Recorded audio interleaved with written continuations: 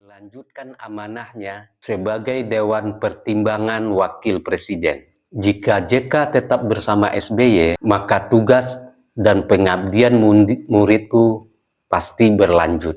Ketika Prof. Ambo kesulitan untuk menemui JK, aku menegaskan kembali, Prof, tetap hubungi dan tetap berusaha untuk ketemu. Karena SBY masih menunggu JK. SBY tetap menginginkan JK menjadi wakil presidennya.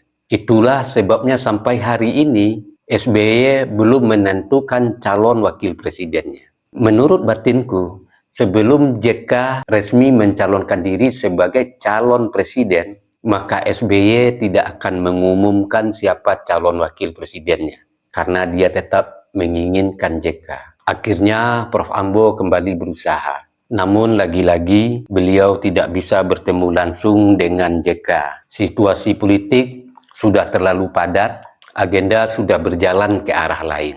Akhirnya Prof. Ambo melapor kepada saya, dan saat itulah saya berkata dengan tenang kepada Prof. Ambo, ya sudah Prof, berarti itu bukan rezeki JK dan juga bukan rezeki Prof. Lihat saja nanti hasilnya.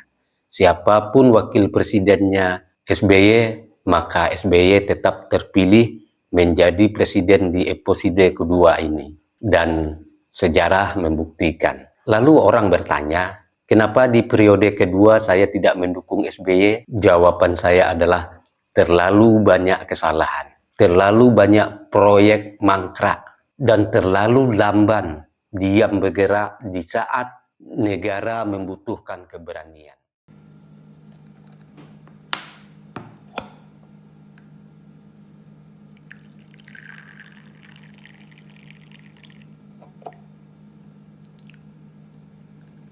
Sahabat, ngopi dulu. Kita ngopi. Bismillah.